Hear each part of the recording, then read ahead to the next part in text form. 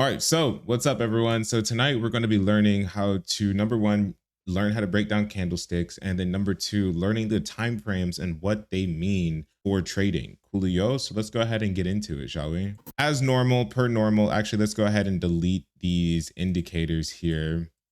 I like to use indicators because they do save you time whenever it comes time to mark out the charts, which if you are a complete new beginner, then you will understand eventually, given enough time and experience within the market, that time is a very precious thing to you. So that being said, indicators save you time, but they will not make you 100%, a winnable strategy. That's besides the point. Let's go ahead and dive into it.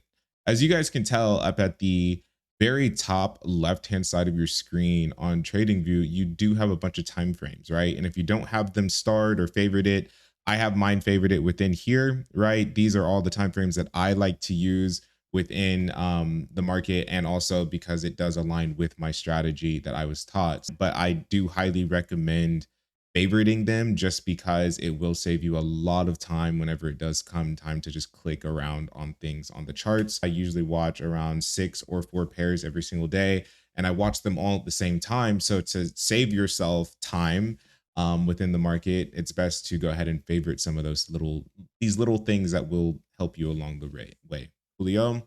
So that being said, candles, right? What are they? These are candles, right? Again, your candles are going to be colored differently. I like to have my colors black and blue. Yours are going to be red and green, or vice versa, green and red. Green for bullish, red for bearish, right? For mine, blue for bullish, black for bearish. It's a psychology thing. That's why I like to have my candles changed for these colors, because for me, I hate seeing the color red. And the color red will make me a little bit panic just inside the market. So changing the colors, believe it or not, helps you just mentally be able to do that. And in order to do that, you can double click on one of the candles on your chart, and it will bring up this entire screen sitting within here. If you want to, you can change the colors to what I have. I have mine after my mentor.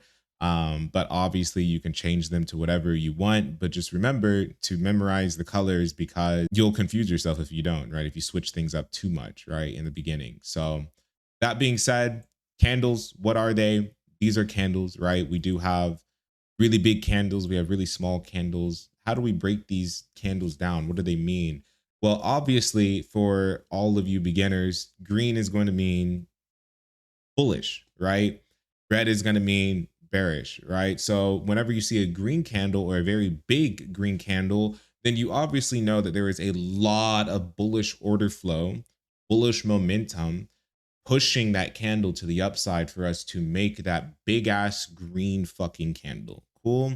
Same thing when it comes to a red candle. You already know that if we have an extremely big red candle, let's say hypothetically, this candle here is our big red one, we know that there is a lot of bearish order flow with just in this one candle alone, right?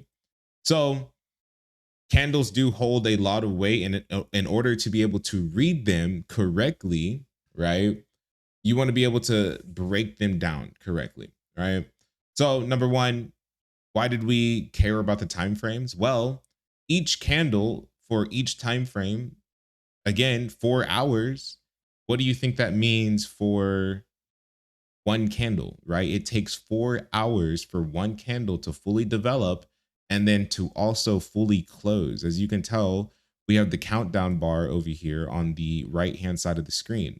And this countdown bar will show you and tell you, hey, we have 2 more hours and 41 minutes before this one candle closes. Cool. So each candle has their own, on each time frame has their own times, right? So the daily candle, it takes a full 24 hours for this candle to fully close, right? One day's worth of time. Cool. Same thing for the weekly, same thing for the hourly time frame. And as soon as you scale down into the lower time frames, like the 1 minute, well, obviously it takes 1 minute for price to fully close with this one candle, right? Let's go ahead and zoom in there. This is NQ, so NQ moves through the overnight session, but as you can tell, we are still moving with this one candle, and it's going to take 4 more seconds here for this candle to close. Cool. As soon as that candle closed, as you can tell, we opened up with another candle that's going to take another 1 minute for that candle to close.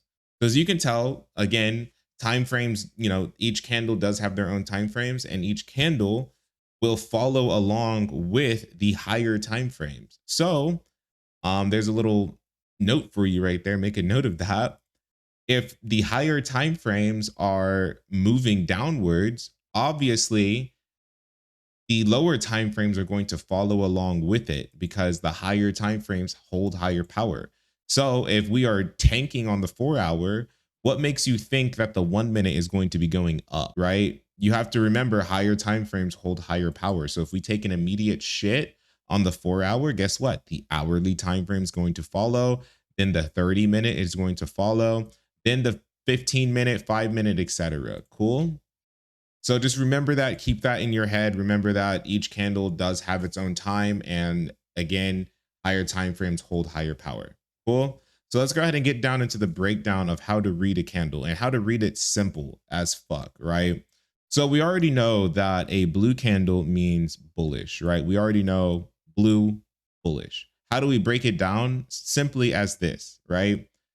Price opens at this price range. Cool. This is the price range that we open up at, right? The lowest that price got was this point. And whenever you hear people in the market say the lowest point, the low or the highest point, they mean the lowest point of the candle. So where the candle wick, which these are called wicks here, these long little skinny dicks are called wicks. Pretty cool, right? If we see that we make a wick, this is as low as price got. This is as low as the sellers were able to get the price before price pushed itself back on up. Cool. What do we call this up here? We call this, well, this is where price closed, right? Price closed at this price range sitting within here. Cool. And then the highest point that price got was this price range here. The tip of the candle was the highest point that buyers were able to push the price up, but we closed sitting within here. Cool. Let me go ahead and put that back on the screen. I accidentally deleted it. And let's actually label these for you guys. Price opens. Cool. Label this one. Price close. Right. This is the highest point that price got. Remember, highest point.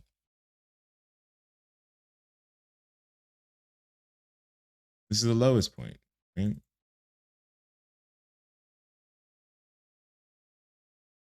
So within this one candle, we were able to break down an entire story of just one bullish candle, right? Price opened up at this price range. The lowest point that sellers were able to get price was this price range sitting within here.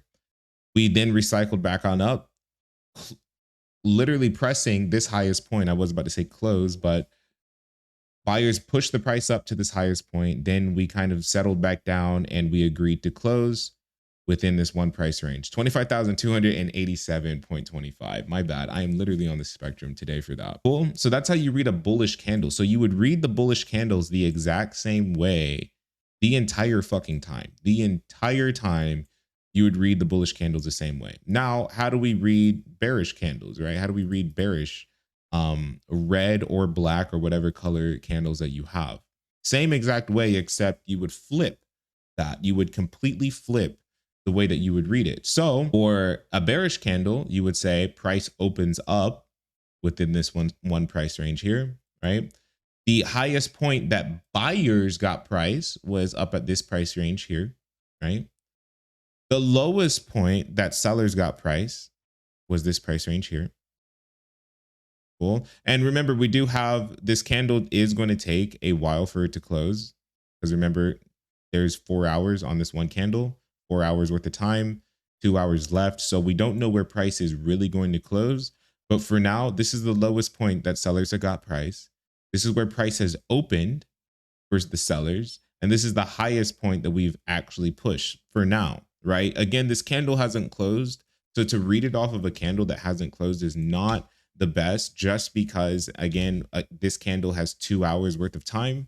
And if you are, looking at this one candle, it could sporadically move and you don't really know where price is going to close. But for the previous candles, for candles that have already happened in history, it makes it really easy for you to sit there and break down candles, right? So again, price opens. Let's go ahead and use this bearish candle, right? Price opens sitting within here. The highest point that buyers got price up at this one price range. Cool. Lowest point that sellers got price down at this one price range, right? 25 to 25,294.25. And then we agreed for sellers to close price at this one price range sitting within here. Cool. So again, let's go ahead and mark it out, but vice versa, right? So again, highest point. This is where price opens. Price opens. Cool. This is the where price closes. And this is the lowest point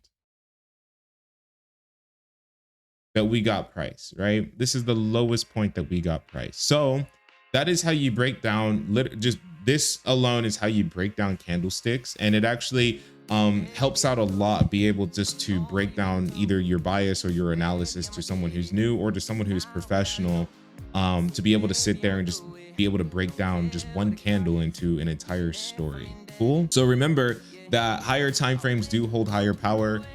Each time frame does have a certain amount of time that before it does close. So again, the 4-hour candles, it's going to take 4 hours of time for that candle to close. The 1-hour candles, same exact thing, and so on and so forth. So hopefully this video helped you guys out.